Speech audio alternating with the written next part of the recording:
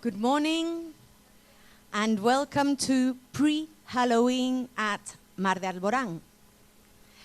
Today we have two events in the library. First, we're going to listen and see a fragment of a very, very well-known spooky story, Frankenstein. Then we're going to go to our pumpkins, to our jack-o'-lanterns, and see who the winners are. So thank you everybody very much for being here, and let's be quiet and enjoy Frankenstein.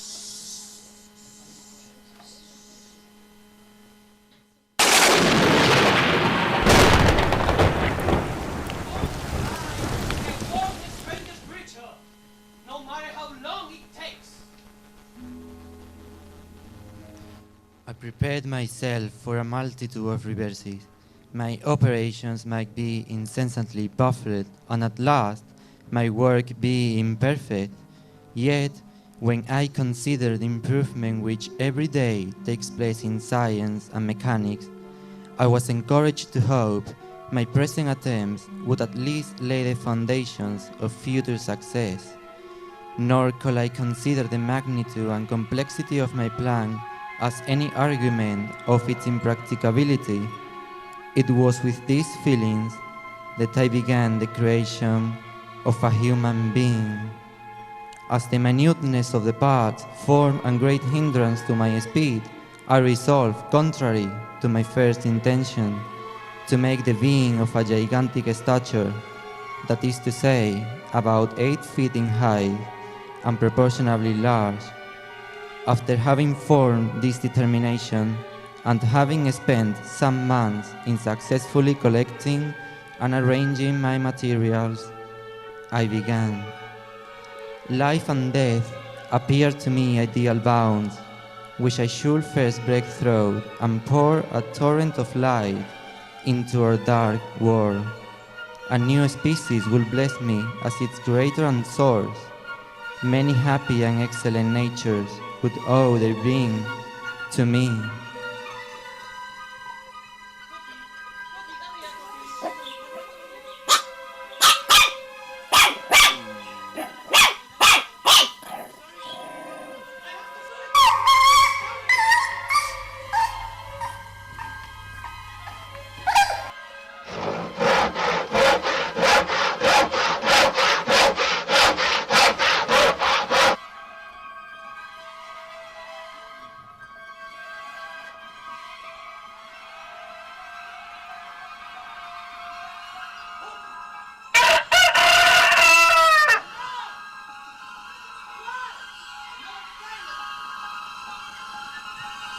Pursuing these reflections, I thought that if I could bestow animation upon lifeless matter, I might in process of time, although I now found this impossible, renew life where death had apparently devoted the body to corruption. These thoughts supported my spirits while I pursued my undertaking with unremitting ardor. My cheek had grown pale with study, and my person had become emaciated with confinement. And the moon gazed on my midnight labors, while, with unrelaxed and breathless eagerness, I pursued nature to her hiding places.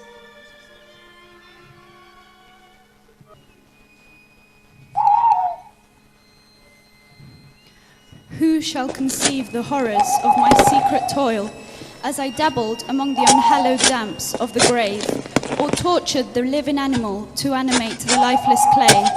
I seemed to have lost all soul or sensation but for this one pursuit. I was indeed but a passing trance that only made me feel with renewed acuteness, so soon as, the unnatural stimulus ceasing to operate, I had returned to my old habits. I collected bones from charnel houses and disturbed, with profane fingers, the tremendous secrets of the human frame.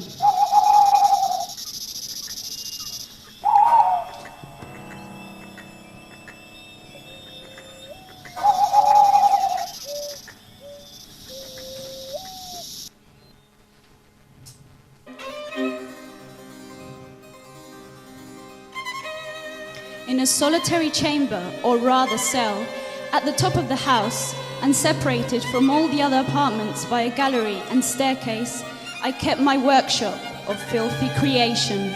My eyeballs were starting from their sockets in attending to the details of my employment. The dissecting room and the slaughterhouse furnished many of my materials, and often did my human nature turn with loathing from my occupation, while, still urged on by the eagerness which perpetually increased, I brought my work near to a conclusion. Winter, spring, and summer passed away during my labors, but I did not watch the blossom or the expanding leaves. The leaves of that year had withered before my work drew near to a close, and now every day showed me more painfully how well I had succeeded.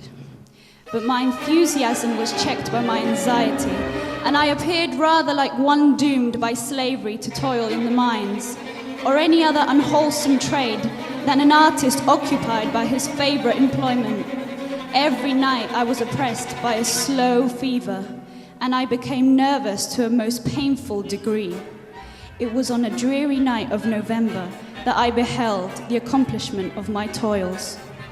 With an anxiety that almost amounted to agony, I collected the instruments of life around me, that I might infuse a spark of being into the lifeless thing that lay at my feet.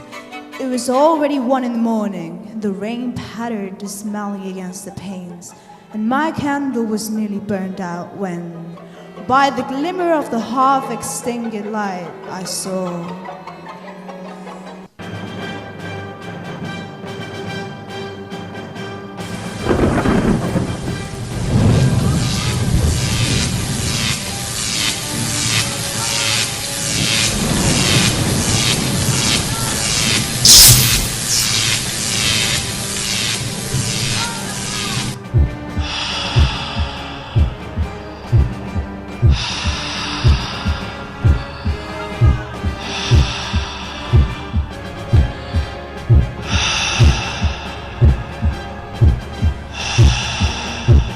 I saw the dull yellow eye of the creature open.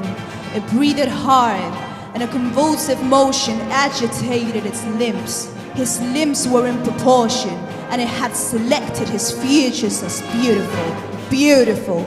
Great God, his yellow skin scarcely covered the work of muscles and arteries beneath.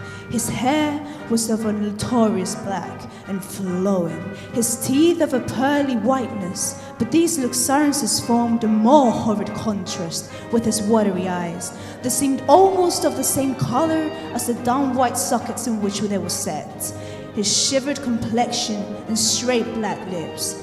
If I had worked hard for nearly 2 years for the sole purpose of infusing life into an inanimate body, for this I had prided myself of the rest and health. But now that I had finished, the beauty of the dream vanished, and breathless horror, disgust filled my heart.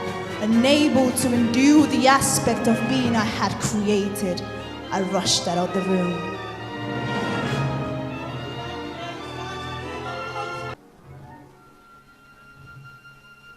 I rushed out of the room and continued a long time traversing my bedchamber, unable to compose my mind to sleep. I started from my sleep with horror. A cold dew covered my forehead. My teeth chattered, and every limb became convulsed when, by the dim and yellow light of the moon, as it forced its way through the window shutters, I beheld the wretch, the miserable monster who I had created. He held up the curtain of the bed, and his eyes, if eyes they may be called, were fixed on me. His jaws opened, and he muttered some inarticulate sounds, while a grin wrinkled his cheeks. One hand was stretched out, seemingly to detain me, but I escaped and rushed down the stairs, listening attentively, catching and fearing each sound as if it were to announce the approach of the demoniacal corpse to which I had so miserably given life. Oh, no mortal could support the horror of that contents. A mummy again endued with animation, cannot be so hideous and wretch. I had gazed on him while unfinished. He was ugly then, but when those muscles and joints were rendered capable of motion, it became a thing such as even Dante could not have conceived.